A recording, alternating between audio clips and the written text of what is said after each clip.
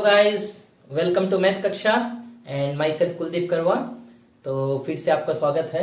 और आज का जो हमारा टॉपिक है जेई मेंस की जो रिवीजन सीरीज हम चलाते आ रहे हैं काफी दिनों से, तो उसका जो अगला टॉपिक है वो जस्ट आपका जो लास्ट लेक्चर था वेक्टर्स, उसका नेक्स्ट टॉपिक है 3D।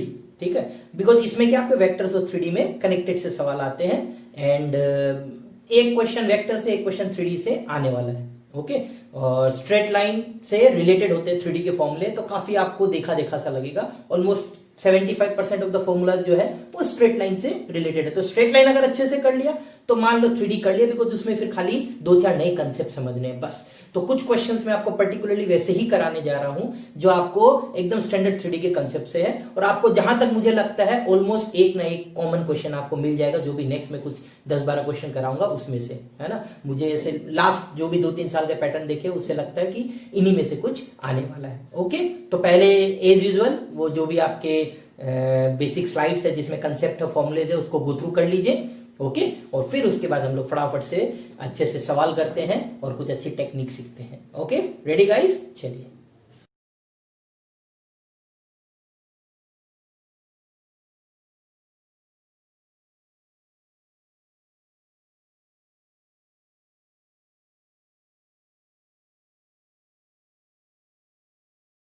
ओके, तो बच्चों पहले क्वेश्चन देखते हैं। ये आपका प्रीवियस ईयर का सवाल है 19 या 20 का। तो इसमें ऐसे पूछा है आपको, इमेज ऑफ ए पॉइंट 1,2,3, एक पॉइंट दिया 1,2,3, उसका इमेज किसी प्लेन में p डैश -7/3 -4/3 -1/3 ऐसा ये पॉइंट है, इसका इमेज ये है। Find the equation of plane. अब सबसे पहले आपको पता है प्लेन का इक्वेशन के लिए क्या होता है। जैसे स्ट्रेट लाइन की इक्वेशन में क्या चाहिए, एक पॉइंट और एक स्लोप। सिमिलर लाइंस पे प्लेन के इक्वेशन में क्या चाहिए, एक पॉइंट, और यहां स्लोप नहीं चाहिएगा, यहां क्या चाहिएगा, डायरेक्शन रेशियो। और वो डायरेक्शन रेशियो भी किसका, नॉर्मल का डायरेक्शन रेशियो। किसका डायरेक्शन रेशियो, ये नॉर्मल का डायरेक्शन रेशियो। ओके, दो चीजें चाहिए। तो सबसे पहले तो ये पॉइंट है, ये इसका इमेज है, तो दोनों का अगर मैं मिड पॉइंट ले लूं तो वो प्लेन के ऊपर होगा कि नहीं होगा, ऑब्वियस सा बात है ये तो सर, है ना। पी ए पी डैश ये दोनों का मिड पॉइंट है, तो दोनों का मिड पॉइंट लूंगा तो ये -4/3 का आधा -2/3, 2/3 का आधा 1/3, और इधर 8/3 का आधा 4/3, तो ये पॉइंट प्लेन में हो गया। तो एक काम तो डन, पॉइंट मिल गया प्लेन का। नेक्स्ट क्या चाहिए मुझे, नेक्स्ट चाहिए मुझे इसका डायरेक्शन नॉर्मल का। तो ऑब्वियसली ये जो लाइन दिख रही है पी क्यू पी डैश, ये जो लाइन है पी पी डैश, ये इस प्लेन के नॉर्मल है, तो इसका स्लोप चाहिए। स्लोप कैसे निकालते हैं, यहाँ डायरेक्शन रेशियो होता है, स्लोप नहीं होता है। तो डायरेक्शन रेशियो कैसे निकालोगे, वही जैसे स्लोप निकालते हैं, y2 - y1 z2 - z1 x2 - x1 same lines पे। तो इसका डायरेक्शन रेशियो क्या होगा, 1 - -10/3 10/3 i कैप, ये भी 10/3 j कैप, और ये भी 10/3 k कैप। तो इसका स्लोप ये है। एक बार पॉइंट मिल गया, स्लोप मिल गया, तो हमारा जैसे वहां पे इक्वेशन होता था, यहां भी स्टैंडर्ड फॉर्म है a x - x1 + b y - y1 + c z - z1 = 0। a times x - x1 ऐसे। यहां पे a b और c तीनों नॉर्मल होते हैं, तीनों का वैल्यू कितना है, 10/3 है। x1 y1 z1 क्या होता है पॉइंट, तो यहां 2/3, ठीक है, -1/3 और -4/3, ठीक है। तो अब यहां पे आपका 10/3 तो कॉमन दिख रहा है, काट देता हूं बिकॉज 0 है यहां पे, ठीक है। अब क्या बचेगा, x + y + z, इधर से 2/3, इधर से -1/3, इधर से -4/3। अगर ऐसे आप ऐड करोगे तो यार -3/3 दैट इज -1। तो इक्वेशन ऑफ प्लेन हो गया x + y + z -1 = 0। प्लेन के बहुत सवाल आते हैं, तो इसलिए प्लेन का ये स्टैंडर्ड फॉर्म है, ठीक है। क्या चाहिए, नॉर्मल का डायरेक्शन रेशियो और साथ में पॉइंट मिल जाए तो और भी अच्छी बात है, ठीक है। Okay, clear. ओके, तो बच्चों ये सवाल देखिएगा अच्छे से। अगर इसमें क्या है कि क्वेश्चन अच्छे से समझ गए तो आधा मिनट का सवाल है, कुछ भी नहीं है, मतलब सवाल देखा, एक लाइन लिखा, आंसर, ठीक है। अब वो क्यों है वो अच्छे से समझा मैंने दिया है, ठीक है, बट लेकिन ये एग्जाम में अगर करो तो एक लाइन का सवाल है। क्या पूछा, अच्छे से पढ़े, फाइंड डिस्टेंस बिटवीन प्लेन, दो प्लेन के बीच का डिस्टेंस बोला है, ठीक है। जहां पे एक प्लेन आपको दे दिया है, दूसरा प्लेन बोला है ये दो लाइन से पास कर, मतलब एक लाइन ये, एक लाइन ये, दूसरा प्लेन आपको दिया नहीं है। सबसे पहला बात पूछा है डिस्टेंस बिटवीन टू प्लेन। अब 3D में दो प्लेन के बीच का डिस्टेंस पूछा है तो थोड़ा दिमाग लगाइए। 3D में दो प्लेन के डिस्टेंस पूछा है तो 3D में दो प्लेन क्या हो सकता है, या तो पैरेलल होगा या फिर इंटरसेक्टिंग होगा। 3D में नॉन इंटरसेक्टिंग प्लेन अगर कोई भी है तो वो कौन सा होगा, जो दो प्लेन क्या हो, पैरेलल हो। जैसे 2D में लाइन होता है, तो 3D में अगर आपको पूछा है डिस्टेंस बिटवीन प्लेन, इसका क्या मतलब है, दोनों प्लेन क्या होगा, पैरेलल ही होगा, है ना। और कोई ऑप्शन नहीं है कि दोनों प्लेन क्या होगा, पैरेलल। ठीक है, अगर आपको यहां मैं दिखा देता हूं, बट एग्जाम में करने की कोई जरूरत नहीं है, सीधा लिख सकते हो। बस आपको दिखाने के लिए, आपके मन की शांति के लिए मैं दिखा रहा हूं बस कि आई जे के, जैसे ये प्लेन है, तो ये प्लेन का जो डायरेक्शन रेशियो होगा वो कैसे निकालोगे नॉर्मल का। एक तो 2 3 8 पॉइंट ले लिया, और एक ये जो 2 पॉइंट दिख रहे हैं क्या, -1 3 -1 और -3 -2 1, इन दोनों का मैं PQ पॉइंट का डायरेक्शन ले लेता हूं, तो वो आएगा आपका 2 5 -2। ठीक है, अब इन दोनों का क्रॉस करोगे तो डायरेक्शन आएगा, वो मैंने क्रॉस करके दिखा दिया। देखो डायरेक्शन क्या है, -23 10 और 2, यहाँ पे देखिए 23 -10, सेम है कि नहीं है डायरेक्शन। तो इसका मतलब दोनों प्लेन पैरेलल है। ठीक है, वो मैंने पहले ही बोल दिया, करने की जरूरत नहीं है, बस आपको शांति हो जाए मन में, इसलिए तसल्ली हो जाए इसलिए करा है बस। ठीक है, तो अब देखिए दो प्लेन के बीच का डिस्टेंस बोला है, तो इसका मतलब क्या है कि इस पॉइंट प्लेन पे अगर कोई भी एक पॉइंट है, उसका जो डिस्टेंस होगा वही सब जगह का डिस्टेंस होगा, बिकॉज पैरेलल है।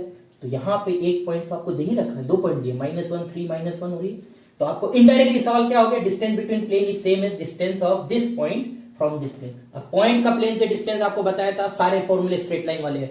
पॉइंट का लाइन से डिस्टेंस क्या करते हैं, पॉइंट को उठा के लाइन की इक्वेशन में डाल दिया अपॉन √a² प्लस b²। यहां बस क्या हो जाएगा, पॉइंट को उठा के प्लेन में डाल दिया upon √a² plus b² plus c² extra आएगा बस। तो आपको जैसे ही ये सवाल देखा, ये सवाल देखते ही पहला लाइन सीधा ये इसमें डाल दो, ऐड करो, ये आपका आ रहा है 3/√23 का स्क्वायर इज 529, 10 का 100 और 2 का 4, तो ये 633। सीधा आंसर, एक लाइन में, कुछ नहीं करना हो। समझ आ गया अगर ये चीज पढ़ा है तो? क्लियर? ओके, देखा कितना वैल्यू सवाल है, तो ये टेक्निक दिमाग में होनी चाहिए। Okay, very good. तो बच्चों एक और देख लेते हैं प्लेन का सवाल। प्लेन में आपको पता चल गया क्या चाहिए, पॉइंट और नॉर्मल।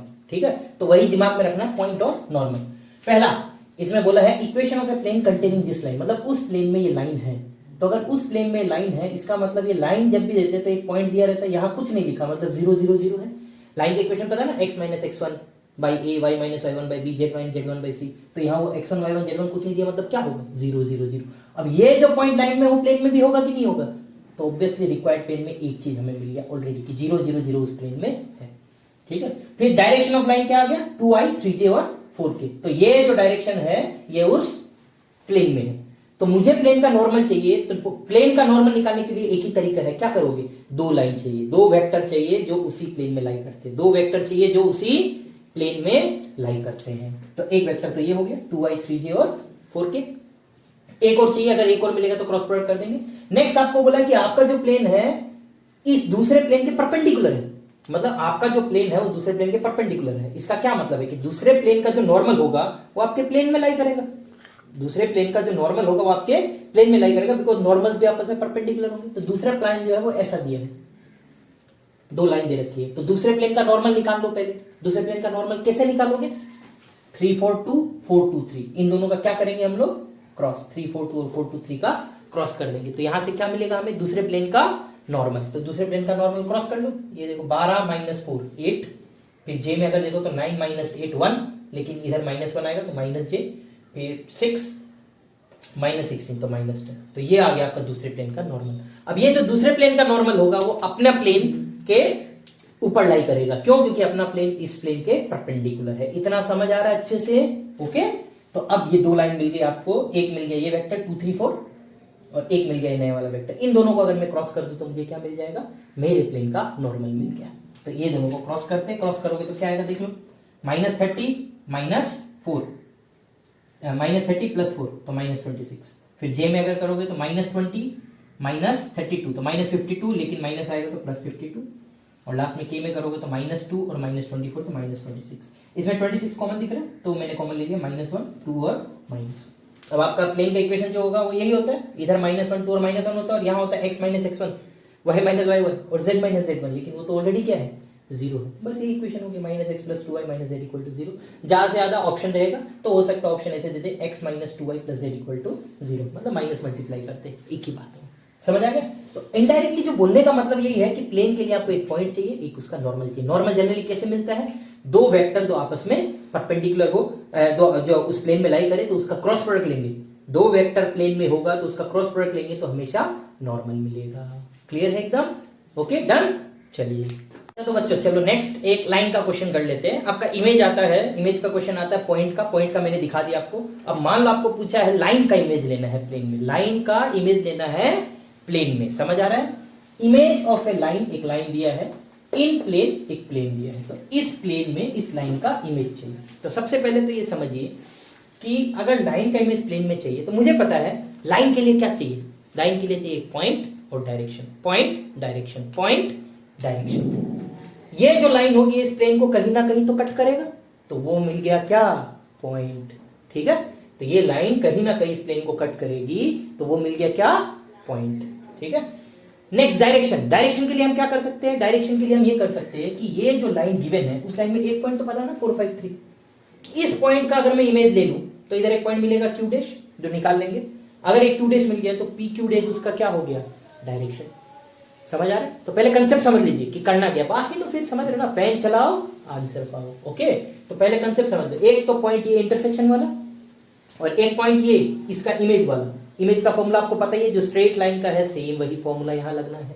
ओके, तो यहां पे एक एक करके अब प्रोसीड करते। पहले इंटरसेक्शन अगर निकालना है तो ये लाइन का जनरल पॉइंट क्या होगा, 2k+4, 2k+5 और k+3। इसको उठा के प्लेन में डाल दिया, 2k+4, 2k+5, k+3 equal to 2। यहां से k का वैल्यू आ रहा है आपका सॉल्व करके -2।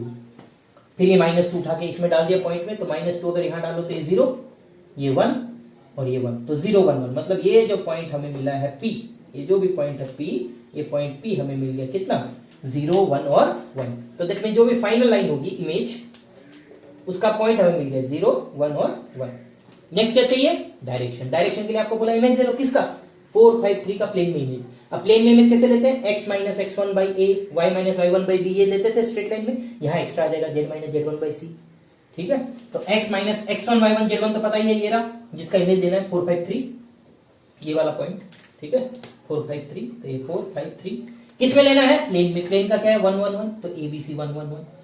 इमेज के लिए क्या करते हैं, -2 टाइम फुट ऑफ परपेंडिकुलर, जो मिड पॉइंट होता है उसके लिए -1 करते हैं, इमेज के लिए -2। अब प्लेन के इक्वेशन में डाल दो, क्या डाल दो, 4 5 3, तो 4 5 3 -2, तो 4 5 3 -2। और नीचे क्या आएगा, उधर आता था a² + b², यहाँ आएगा a² + b² + c², तो 1 + 1 + 1। इसको अगर ऐड करो तो 10 आ रहा है, तो -20/3, तो ये -20/3 आ गया। अब अगर पॉइंट हमें चाहिए तो x क्या होगा, -20/3 में 4 ऐड करना है, -20/3 में 5 ऐड करना है, और -20/3 में 3 ऐड करना है, तो ये पॉइंट आ गया। ठीक है, -8/3, -5/3 और -11/3, अच्छे से देख लीजिए। ठीक है, अब पॉइंट मिल गया तो यहाँ पे पॉइंट लिख दिया मैंने, ये पॉइंट और ये पॉइंट। अब इन दोनों को ज्वाइन करने वाली लाइन क्या होगी, डायरेक्शन। तो डायरेक्शन के लिए आपको दिख रहा है 8/3, इसको इससे माइनस करूंगा तो 8/3, इसको इससे माइनस करूंगा तो 14/3। 3 3 कॉमन आ रहा है, डायरेक्शन रेशियो है, तो डायरेक्शन रेशियो में कॉमन वाला चीज हटा दो, इजी रहेगा। हटा दिया, 2 भी कॉमन दिख रहा है, हटा दिया, 4 4 7। तो दैट मींस ये आपका क्या हो गया, डायरेक्शन। ठीक है, पॉइंट हो गया P, डायरेक्शन हो गया ये। तो अब लाइन बनाना सबको आता है, x/4, y - 1/4, z - 1/7। जहां 4 4 7 ये हो गया, और 0 1 1 ये हो गया। समझ आ गया? तो इमेज लाइन का अगर प्लेन में लेना है, समझ आ गया। एक तो पॉइंट ऑफ इंटरसेक्शन निकालो खटाखट एकदम फटाफट से। दूसरा, किसी भी पॉइंट का इमेज ले लो, कोई भी पॉइंट, जनरली वो जो पॉइंट दे रखा है वही ले लो। तो किसी भी पॉइंट का इमेज लोगे तो वो जो इमेज होगा वो भी आपका दूसरा लाइन में लाइन करेगा, तो उससे डायरेक्शन मिल जाएगा। बाकी ऑप्शंस वगैरह भी चेक कर ले। ठीक है, कि जैसे मान लो ये पॉइंट और एक दूसरा पॉइंट, 2 पॉइंट आपको मिले, तो अगर 4 ऑप्शन दिए तो खाली वो 2 पॉइंट से चेक कर लो, ये पूरा सॉल्व करने की जरूरत नहीं है, आपकी मर्जी। ऑप्शन का हमेशा यूज करो। ठीक है, इट टेक्स ओनली 5 सेकेंड्स। ठीक है, वो नहीं हो तो फिर पूरा सॉल्व करेंगे। ओके, चलिए। ओके, तो अब स्टूडेंट्स देख लो, एक आपका होता है एंगल बिटवीन 2 प्लेन्स और एक होता है angle between line and a plane. अब अगर 2 प्लेन के बीच का एंगल पूछा है तो मुझे प्लेन का क्या पता होता है, नॉर्मल। तो दोनों प्लेन के बीच का जो एंगल होगा वही उनके दोनों नॉर्मल के बीच का एंगल होगा। एंगल निकालने के लिए cos थीटा करते हैं डॉट प्रोडक्ट, तो उसमें क्या दोनों नॉर्मल का जो एंगल होगा उसी का हम लोग डॉट प्रोडक्ट लेके cos थीटा लिख देंगे। लेकिन अगर एक प्लेन और एक नॉर्मल आ गया, तो इस सवाल में जैसे दिया इफ एंगल बिटवीन लाइन, ये एक लाइन दिया है और एक प्लेन दिया है, इस cos इनवर्स जो भी है फाइंड के। तो एंगल बिटवीन प्लेन और लाइन दिया है, तो उसमें अगर मैं डॉट प्रोडक्ट करूंगा, ठीक है, तो मुझे cos थीटा नहीं मिलेगा, मुझे क्या मिलेगा, sin थीटा। क्यों? क्योंकि देखो आपका जो प्लेन है उसका जो नॉर्मल होगा, ठीक है, वो तो नॉर्मल के साथ एंगल हो गया ना।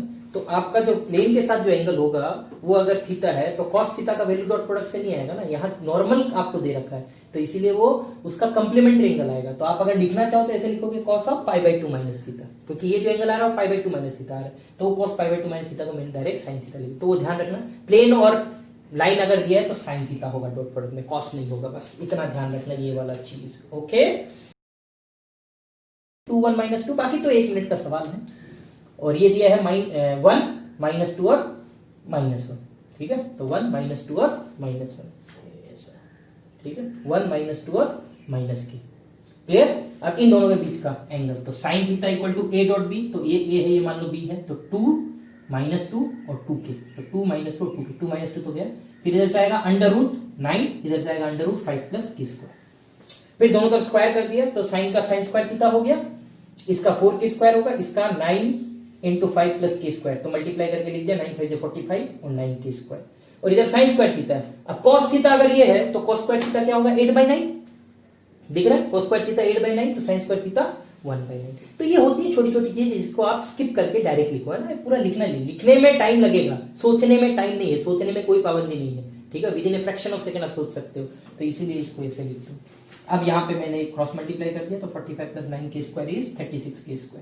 इसको अगर इधर लाए तो ये 27k² हो जाएगा, ये 45, तो k² कितना हो गया, 45/27, 9 5 45, 9 3 27, तो 5/3, तो k का वैल्यू आएगा ±√5/3, ±√5/3, समझ आ गया। तो बस मेन यही था, इसमें प्लेन और लाइन के बीच का जो एंगल होगा उसमें cos थीटा नहीं, क्या लगाएंगे हम लोग, sin थीटा। समझ आ गया बच्चों, ओके, वेरी गुड। चलिए ओके, तो नेक्स्ट क्वेश्चन की तरफ बढ़ते हैं students. If L is a line of intersection of the plane this and this, मतलब ये दो प्लेन इंटरसेक्ट करेंगे तो लाइन मिलेगा, जैसे दो लाइन में एक पॉइंट मिलता है, तो एक लाइन मिला है। अब पूछा find the plane which is passing through this line and perpendicular to this, perpendicular बाद में। अब बोल रहा है एक प्लेन ऐसा बनाना है जो इन दोनों के प्लेन के इंटरसेक्शन वाला लाइन से पास कर रहा है। ये आते ही दिमाग की बत्ती जलनी चाहिए, कुछ क्लिक किया कि नहीं किया, करना चाहिए, नहीं किया है तो गलत बात है। स्ट्रेट लाइन में दो लाइन के इंटरसेक्शन से एक पॉइंट मिलता है, उसी पॉइंट से पास करने वाली लाइन को हम लोग कैसे निकालते हैं, फैमिली कंसेप्ट से। एक ही पॉइंट से पास कर रहा है तो फैमिली वाला कंसेप्ट लगेगा, ठीक है। तो यहाँ पे भी दो प्लेन है, तो उससे पास करने वाला अगर तीसरा प्लेन होगा तो फैमिली वाला कंसेप्ट क्या, कि P1 + λ P2 = 0, तो P1 ये हो गया प्लस λ टाइम्स P2 ये हो गया इक्वल टू 0। अब इसको x में स्प्लिट कर देता, तो x में यहां से 1 आ गया, यहां से 2 λ आएगा, तो 1 + 2 λ, y में यहां से 1, यहां से 3 λ, तो 3 λ, z में यहां से 1, यहां से 4 λ, और कांस्टेंट में ये -1 और ये -5 λ 0, ऐसा कुछ आ गया, ठीक है बच्चों। नेक्स्ट, अब ये इसके परपेंडिकुलर है, तो परपेंडिकुलर है मतलब दोनों का डॉट प्रोडक्ट क्या होगा, नॉर्मल का 0, परपेंडिकुलर आते ही डॉट प्रोडक्ट 0, पैरेलल आते ही क्रॉस प्रोडक्ट 0, ठीक है। तो यहाँ परपेंडिकुलर है तो डॉट प्रोडक्ट करोगे किसका, इधर से आ रहा है 1 -1 और 1, ठीक है, और इधर से आ रहा है 1 + 2 λ, 1 + 3 λ, 1 + 4 λ, इनका डॉट प्रोडक्ट 0, तो डॉट प्रोडक्ट करोगे तो ये 1 + 2 λ, ये -1 -3 λ, ये 1 + 4 λ 0, तो -1 + 1 गया 2 λ और 4 λ 6 λ, -3 λ 3 λ, और ये 1 बचेगा, उधर अगर ले जाओगे तो -1, तो लैम्डा का वैल्यू आ रहा है -1/3, ठीक है। तो ये देखिए सबका आया ना, कैलकुलेशन खुद से कीजिए, कैलकुलेशन वाला पार्ट खुद से करो, बस आंसर चेक कर लो कहीं गलती हो तो। ना -1/3 इसमें डाला तो 1 - 2/3, तो 1/3, 1 - 3/3, तो ये तो 0 गया, ठीक है। फिर z में 1 - 4/3, तो -1/3, फिर ये -1 + 5/3, क्योंकि ये माइनस है ना, तो -1 मिलकर +5/3, तो 3 3 अगर हटा दूं तो x आएगा, इधर से -z आएगा, और इधर से देखो ये क्या आएगा, -3 + 5 क्या होगा 2, तो 2, तो x - z + 2 = 0, ठीक है ना। बाकी तो देखो पेन चलाने का काम है और कुछ नहीं है, मेन दिमाग चलाने का जो काम होता है पहली दो लाइन अगर आ गई तो मान के चलो 99% सवाल हो गया, अगर कोई सिली मिस्टेक ना करे तो। क्लियर एकदम, ओके। चलिए नेक्स्ट, ओके नेक्स्ट क्वेश्चन देखते हैं हम लोग। तो यहां पे देखिए आपको पूछा है, if length of perpendicular from some point α0 α to a line, कोई एक लाइन दिया है, ठीक है, x/1 y - y/0 और z + 1/-1, इसका मतलब इसमें एक पॉइंट होगा 0 1 -1, ठीक है, और इसका डायरेक्शन जो होगा वो होगा 1 0 -1। अब आपको ये लेंथ पूछा है, तो थोड़ी देर पहले हमने किया था, है ना, वेक्टर्स में भी हमने ऐसा सवाल किया है। क्या करोगे, आपको बताया था, या तो आपको फुट ऑफ परपेंडिकुलर पूछेगा या फिर आपको पूछेगा लेंथ। जब लेंथ पूछेगा तब आपको अच्छे से बताया कि जब लेंथ पूछे तो आप क्या करो, ये तो ऑलरेडी आपको पता है PQ, अब PQ का प्रोजेक्शन ले लो इस वेक्टर पे, अगर PQ का इस वेक्टर पे प्रोजेक्शन लूंगा तो QR मिलेगा कि नहीं मिलेगा, तो PQ हमें पता है, QR हमें पता है, तो पाइथागोरस थ्योरम से PR भी निकल जाएगा। तो जब भी परपेंडिकुलर लेंथ चाहिए, खाली लेंथ, ठीक है, तो हमेशा यही फॉर्मूला लगाना है। और हाँ, अगर ये पॉइंट चाहिए तो फिर आपको क्या करना पड़ेगा, फुट ऑफ परपेंडिकुलर निकालना है ना, तो फिर आपको यहाँ पॉइंट पे जनरल पॉइंट जो होते हैं ना ऐसे 0 प्लस लेमडा है ना, इसका जो जनरल पॉइंट होगा लेमडा -1 और माइनस लेमडा -1, तो वैसे जनरल पॉइंट लेके परपेंडिकुलर डॉट प्रोडक्ट करके 0 करके पॉइंट निकालना पड़ेगा, क्योंकि उसमें पॉइंट निकलेगा पहले फिर डिस्टेंस निकलेगा। तो पॉइंट के लिए वो तरीका बेटर है, डिस्टेंस के लिए ये तरीका बेटर, वो भी आप लगा सकते हैं, आपकी मर्जी है। ठीक है, मैं ये दिखा देता हूँ। तब यहाँ पे पी क्यू वेक्टर निकालने पहले, तो पी क्यू वेक्टर क्या हो गया, अल्फा -1 और अल्फा +1। ठीक है, और क्यू आर जो होगा वो क्या होगा, projection of this P Q vector और किसके ऊपर, लाइन के ऊपर। लाइन क्या है, ये 1 0 -1। तो डॉट प्रोडक्ट करना है, तो क्यू आर का लाइन डॉट प्रोडक्ट किसके साथ, डॉट प्रोडक्ट इसका डॉट प्रोडक्ट लाइन के साथ। तो ये एक वेक्टर ये रहा, अंडरलाइन करके दिखा देता हूं आपको, एक वेक्टर ये रहा, एक वेक्टर ये रहा। तो डॉट प्रोडक्ट करूंगा तो दिख रहा अल्फा, फिर तो 0 आ गया, फिर आएगा अल्फा +1 का माइनस अल्फा -1, ये कैंसिल होकर -1/√2 √a² + b² + c²। अब मॉडुलस होता है तो 1/√2 आ गया, तो दैट मींस यहाँ पे आपको मिल गया है 1/√2। ठीक है, अब आपको दिया है कि ये जो लेंथ है √3/2, ये लेंथ क्या होगा, परपेंडिकुलर लेंथ √PQ का स्क्वायर - QR का स्क्वायर। ठीक है, तो ये √3/2 दे रखा सवाल में। PQ का स्क्वायर आप देखिए क्या होगा, PQ का स्क्वायर होगा अल्फा का स्क्वायर +1 का स्क्वायर प्लस अल्फा +1 का स्क्वायर, और माइनस क्या करोगे, ये जो अभी आया है इसका स्क्वायर क्या होगा 1/2 इक्वल टू √3/2। दोनों को स्क्वायर कर लेते, तो ये 3/2, ये अल्फा और अल्फा स्क्वायर मिलकर 2 अल्फा स्क्वायर, इधर से 2 अल्फा आएगा, इधर से 1 1, इधर से 1 1, 2 - 1/2 इज 3/2, ये 3/2 और ये 3/2 कैंसिल। ठीक है, फिर बचा ये 2 अल्फा स्क्वायर + 2 अल्फा 0, 2 अल्फा अगर मैं कॉमन ले लूं तो अल्फा +1 0, तो अल्फा का 2 आंसर आ रहा है, एक आ रहा -1, एक आ रहा है 0। ठीक है, एक आ रहा -1, एक आ रहा है 0। तो वो डिपेंड करता है, क्वेश्चन में जनरली ऐसा दिया जाता है कि अपार्ट फ्रॉम ओरिजिन या 0 के अलावा, तब तो एक ही आंसर आएगा अगर सिंगल चॉइस वाला है, और नहीं तो फिर आपका 2 आंसर आ सकता है, 0 भी चलेगा और -1 भी। ठीक है, समझ आ गया ये कहाँ लगाना है, क्लियर है एकदम। ओके, तो ध्यान में रखिएगा, परपेंडिकुलर डिस्टेंस का सवाल है कि फुट ऑफ परपेंडिकुलर का सवाल है, अकॉर्डिंगली आपका अप्रोच चेंज हो जाएगा। ठीक है, चलिए आगे बढ़ते हैं। ओके, तो नेक्स्ट एक लोकस का सवाल कर लेते हैं। लोकस का जैसे स्ट्रेट लाइन में आता है वैसे यहाँ पे भी आता है ना, तो ये सवाल काफी जगह पे देखा हुआ इस टाइप का सवाल। A variable plane at a distance of p, तो ये फिक्स दे दिए कि at a distance of p from origin, की ओरिजिन से उसका डिस्टेंस कितना है, p है, ये फिक्स दे दिया। Cut the coordinate axis at abc, मतलब 3 जगह पे कट कर रहा है abc। अब देखिए 3D में आपको दिखाना है। ओके, तो 3D में दिखाना है इसलिए मैंने ऐसे ले लिया, तो यहाँ पे ये ABC लिखा है ना, तो ये ABC ले लेता हूं मैं, ये A हो गया, ये B हो गया और ये C हो गया। ठीक है, तो अब 3D में है, तो A हो गया मान लो x एक्सिस पे, B हो गया मान लो y एक्सिस पे, C हो गया मान लो z एक्सिस पे। तो A हो गया कुछ x1 0 0, B हो गया कुछ 0 y1 0 और C हो गया कुछ 0 0 z1। Okay, through this points plane are drawn. अब ये समझना है आपको, points plane are drawn parallel to the coordinate plane. Coordinate plane मतलब क्या हो गया, जैसे एक प्लेन ये हो गया xy प्लेन, yz प्लेन और z, तो xy जो प्लेन है उसका इक्वेशन क्या होगा, z = 0। समझ आया कि नहीं, सोच लीजिए, xy जो प्लेन होगा उसका इक्वेशन क्या होगा, xy प्लेन पूरा z = 0, yz प्लेन मतलब x = 0 और zx प्लेन मतलब y = 0। समझ आ गया। तो उसी तरह यहां से एक प्लेन बनाया है x1 से, तो जो किसके पैरेलल होगा, yz प्लेन के। yz प्लेन का इक्वेशन क्या था, x = 0, तो इस प्लेन का इक्वेशन क्या होगा, x = x1। सिमिलरली इसका होगा y = y1, सिमिलरली इसका होगा z = z1। क्लियर। तो आपका जो प्लेन है, ओरिजिनल जो प्लेन है, उसका इक्वेशन तो ये हो गया x/x1 + y/y1 + z/z1 = 1 intercept form में। ठीक है, ये ओरिजिनल प्लेन का इक्वेशन हो गया। और जो 3 प्लेन हमने एज्यूम किए हैं वो 3 प्लेन का इक्वेशन, एक का x = x1, एक का y = y1, एक का z = z1। ठीक है, अब ये जो 3 प्लेन है ये कहां मीट करेंगे, खुद ही सोचिए कहां मीट करेंगे। x फिक्स है, y फिक्स है, z फिक्स है, तो जहां भी मीट करेंगे वहां जो पॉइंट होगा वो क्या होगा, x1 y1 z1। ठीक है, और आपको बोला है जो मीट कर रहा है उसका लोकस निकालना है, तो जो भी लोकस निकालना है वो लोकस क्या हो गया, x1 y1 z1 ही हो गया। तो that means x1 y1 z1 में एक कंडीशन चाहिए हमें, बस x1 y1 z1 में एक कंडीशन चाहिए। ओके, तो अब एक ही चीज हमें है जो दे रखी है, दैट इज ये डिस्टेंस। तो ओरिजिन से इसका डिस्टेंस, तो ओरिजिन से डिस्टेंस निकालते तो क्या करोगे, 0 0 0 यही डालोगे, -1 अपॉन अंडर रूट में क्या करते हैं, a² + b² + c², यहाँ पे क्या है 1/x1, तो 1/x1 का स्क्वायर, 1/y1 का स्क्वायर, 1/z1 का स्क्वायर। ठीक है, देख लीजिए आराम से, 0 0 0 -1 upon 1/this 1/this 1/this। Square अगर करोगे तो फिर इसको मैं यहां ले आता हूं, इसको यहां ले आता हूं, तो 1/p² equal to 1/x1², 1/y1², 1/z1²। ठीक है, स्क्वायर करके क्रॉस मल्टीप्लाई कर दिया मैंने एक साथ में। तो अभी आप अगर देखो अच्छे से तो आपको यहाँ पे ये देखो, ये लोकस जो पूछा है, तो ये जो लोकस है ये यही पॉइंट है, तो दैट मीन्स 1/p² यही लोकस हो गया। क्लियर है एकदम? ओके, तो बस ध्यान ये रखना है कि आपका जो प्लेन होगा, अगर इससे कोई प्लेन है उसमें x कांस्टेंट होगा, इससे कोई प्लेन है xz एक्सिस पे तो y कांस्टेंट होगा, इसका z कांस्टेंट होगा। क्लियर? ओके, चलिए नेक्स्ट। ओके, नेक्स्ट देखते हैं। ये देखिए थोड़ा टफ सवाल है, अच्छे से देखिएगा, थोड़ा लेंदी है। टफ मतलब लेंदी है, 2-3 चीजें एक साथ हो रही है तो आपको थोड़ा समझना पड़ेगा।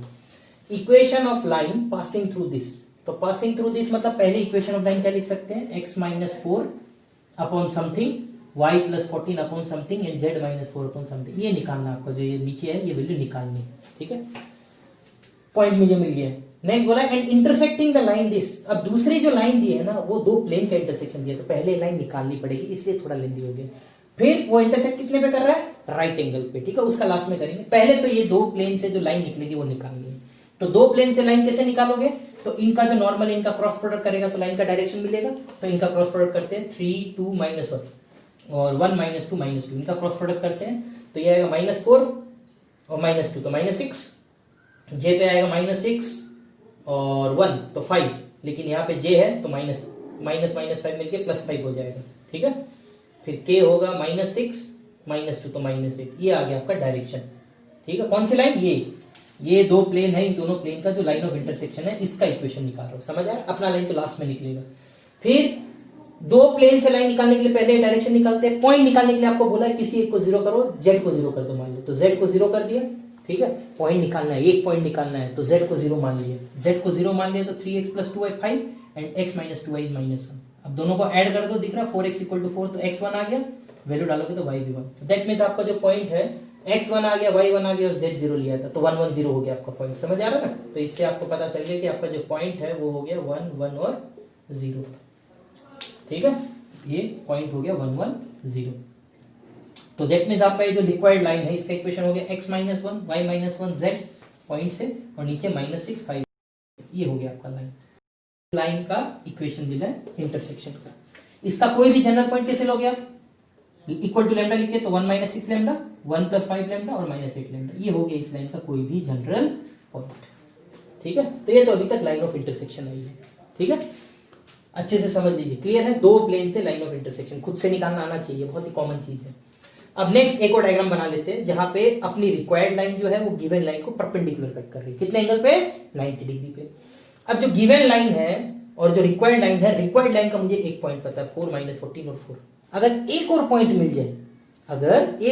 मिल जाए तो आप उसका डायरेक्शन बता पाओगे। दो पॉइंट से डायरेक्शन मिलता है, तो ये पॉइंट मैंने ले लिया इंटरसेक्शन कुछ क्यू है। अगर ये पॉइंट मिल गया तो हमारा काम खत्म।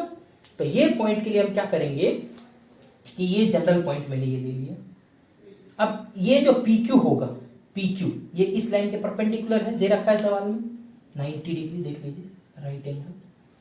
ठीक है, तो परपेंडिकुलर मतलब पहले PQ निकाला मैंने, तो PQ वेक्टर अगर निकाले यहाँ पे, ठीक है, इसमें मैंने PQ वेक्टर निकाला तो 6 लैम्डा + 3 है ना, ये ऑलरेडी दिया है, इससे ये माइनस करके, तो ये माइनस ये अगर मैं करूं तो 4 - 1 3 माइनस प्लस 6 लैम्डा, तो 6 लैम्डा + 3, फिर ये माइनस ये करूंगा तो ये, और ये माइनस ये किया, तो ये किसका वेक्टर मिला है, PQ का वेक्टर मिला। अब ये जो PQ वेक्टर होगा ये गिवन लाइन के परपेंडिकुलर है, तो PQ वेक्टर आ गया गिवन लाइन मतलब कौन सी लाइन, ये वाली लाइन। इस लाइन का डायरेक्शन देखो क्या है, -6 5 और -1।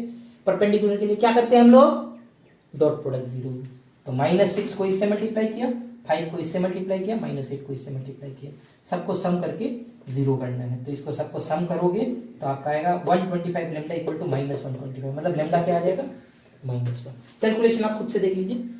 ठीक है, लैम्डा कितना आएगा, -1। अब लैम्डा अगर -1 आए तो उठा के यहाँ डाल दी, तो यहाँ डालोगे तो ये 7 हो गया, ये -4 और ये 8। समझ आया, अच्छे से समझ आया। दो लाइन का इंटरसेक्शन ये पॉइंट है, ये पॉइंट का जनरल पॉइंट लिख दिया मैंने, फिर PQ वेक्टर निकाल दिया लैम्डा के टर्म में, फिर उस PQ वेक्टर को लाइन का जो वेक्टर है -6 5 -8 इसके साथ परपेंडिकुलर मतलब डॉट प्रोडक्ट 0 किया, तो ये लैम्डा मिल गया। अब दो पॉइंट अगर मिल गया तो डायरेक्शन बता सकते हो, 7 - 4 कितना होगा, 3, -4 और -14 तो मतलब +14, तो 14 - 4 10, 8 माइनस 4 कितना होगा 4, तो दैट मीन्स डायरेक्शन 3 10 4, पॉइंट तो ऑलरेडी बताई था 3 10। थोड़ा लेंथी हो गया बिकॉज 2 स्टेप प्रोसेसर, ये दिया नहीं, अगर ये दे देता तो इजी रहता, अगर ये दे देता ना तो इजी रहता, पहले ये निकालना है, खुद में एक सवाल हो गया, ठीक है।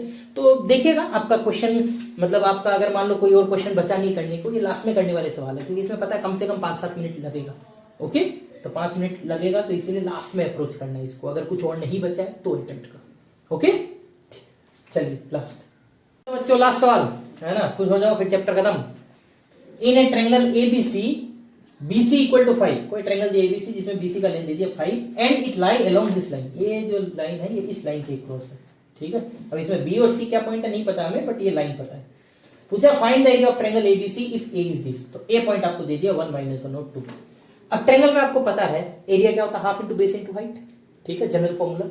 बेस आपको दे दिया है, देखो 5, क्या चाहिए इनडायरेक्टली हाइट, हाइट मतलब क्या चाहिए A से इस लाइन पे परपेंडिकुलर, तो इनडायरेक्टली सवाल क्या हो गया, जो ऑलरेडी हम एक सवाल आगे कर चुके हैं कि पॉइंट ए से इस लाइन के ऊपर परपेंडिकुलर डालना, और खाली मुझे लेंथ चाहिए, और किसी से मतलब नहीं है मुझे, जो मतलब वो बस ये लेंथ से, ठीक है। तो अभी एक सवाल आगे किया था जिसमें पॉइंट से मतलब था, तो पॉइंट निकाल दिया, और लेंथ से जब मतलब है तो आपको बताया था पाइथागोरस थ्योरम से निकालना है, ठीक है। तो घूम फिर के वही सवाल आ गया, देख लो इमेज का, ये सबसे कॉमन सवाल है ना, foot of perpendicular image, perpendicular distance from line, perpendicular distance from plane, ठीक है। स्टैंडर्ड क्वेश्चंस आएंगे इसमें से, 3D एकदम स्टैंडर्ड सवाल आता है, वेक्टर में फिर भी घुमा के आता है, एकदम स्टैंडर्ड, ठीक है। वही 3-4 सवाल है घुमा फिरा के। तो यहाँ पे देखिए, अब ये खुद से ट्राई कीजिए, पहले खुद से ट्राई करो, अप्रोच में दिखा देता हूं, देखो आपका सही हुआ कि नहीं।